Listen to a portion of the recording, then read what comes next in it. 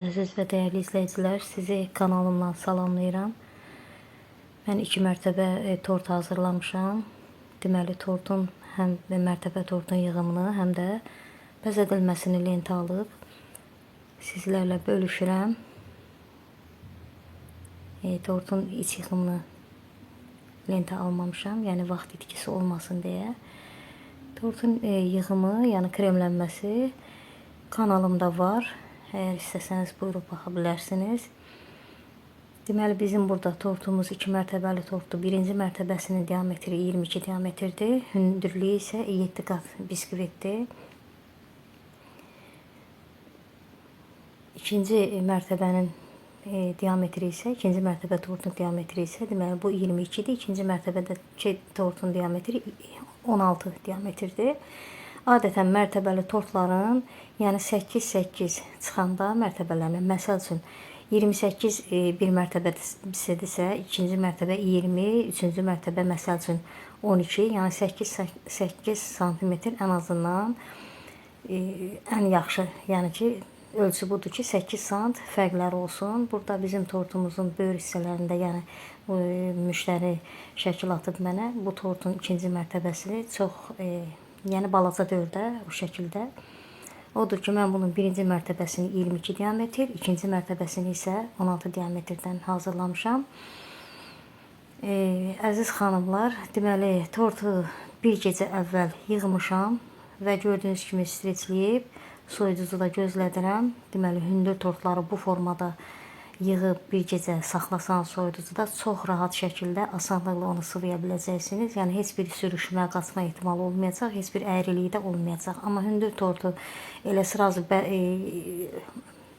içərisini kremləyib, kənarlarını sıvasanız, yəni çətin alınacaq da, həm sürüşmə olur, aşma ehtimalı ola bilir. Odur ki, bir gün saxlasanız soyuducuda daha rahat, asan olar siz üçün. Tortu tam sıvayandan sonra orta hissəsinə qapaq qoyub, yəni tən ortanın razveyini götürmək üçün iz qoydum və gördüyünüz bu hansı ki tortlar üçün turbuçkalar var. Tortun özünə birinci mərtəbəyə sütunlar qoyuram, yəni ikinci mərtəbənin bu tortun üstünə yerləşdirəndə ağırlıq eləyib çökmə baş verməsin. Amma bu turbuçkaların hamısını eyni razmerdə kəsmək lazımdır ki, yəni bir tərəfi hündür, bir tərəfi qısa olmasın ki, tort üstünə qoyanda mərtəbə tortunu, tort əyri görünməsin. Və tort çöpləri də var belə bu formada. Məndə turbuçka az oldu deyə ara hissələrinə isə çöplərdən keçirtdim.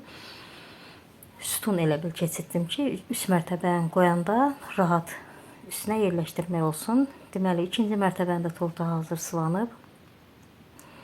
Yerləşdirirəm birinci mərtəbə tortunun üzərinə. Burada az qalmışdı ki, tort əlimdən sürüşsün, düşsün. Yaxşı ki, olmadı. Düz elə hardan razmeri işarələmişdim, elə düz onun üstünə düşdü.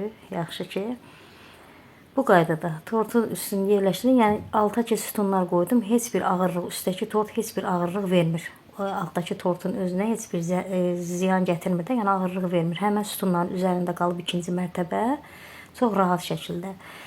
Daha sonra şiş çöplər var. Tort ləvazimatlar dükanında satılır. Elə normal şiş formasında çöplərdir. Deməli, mən bunu keçirdirəm torta, ikinci mərtəbənin tortundan və üzərindən möhkəm bir alətlə vururam ki, hətta deməli ikinci mərtəbənin altlığı ki var, tort altlığı, oradan da keçsin birinci mərtəbəyə həmən şiş.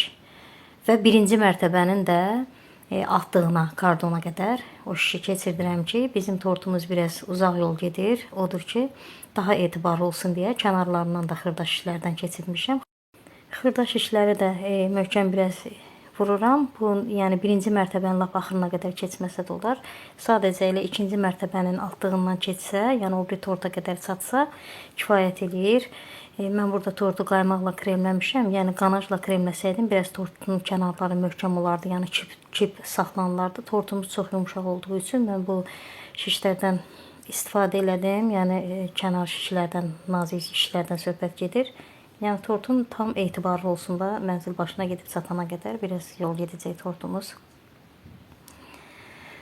Tam şişi də keçirdəndən sonra üzünə sıvağı vurub səliqəyə saldım və tortun bəzədilməsinə keçirəm. Burada da şariklərlə tortu bəzəyirəm. Əziz xanımlar, bu şariklər müxtəlif formada şokoladla olur, penaflasla olur. Mən burada şarikləri falqadan hazırlamışam. Yəni daha sərfəli olsun deyə adi falqanı əlimdə yumurlamışam, yumru hala gətirmişəm. Daha sonra üzərinə marsipanlayıb və zərləmişəm. Daha sonra torta istifadə eləyirəm. Deməli, burada da kremimiz yenə qaymaq kremdir. Tortun üzərinə bəzi bəzəklər vuracağım. Dəyərli xanımlar, siz tort hazırlayanda ola bilər ki, tortu sıvıyanda ya üzərində hansısa bir qüsur olsa, bu heç problem deyil. Yəni buna görə adam təzə tort bişirəndə çox narahat olur ki, bir dənə adi bir şeyində nəsə qüsur olanda çox narahatçılıq keçirir. Amma heç bir narahatçılığa ehtiyac yoxdur. Yəni tortun hansı hissəsində biraz qüsur olsa, ora dekor mu deyim, nə bilim bəzək mi deyim, kremdən və yaxud müxtəlif bir ya tort muncuqlarından da istifadə eləmək olar. Həm gözəllik verir, həm də ki, qüsurların üstünü örtmüş olursunuz. Tortumuzu bəzəyirəm.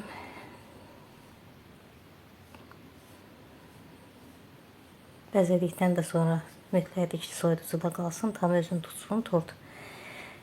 Gəlib müştərini aparana qədər, yəni tortu elə buradan bəzəyib, buradan da vermək lazım deyil.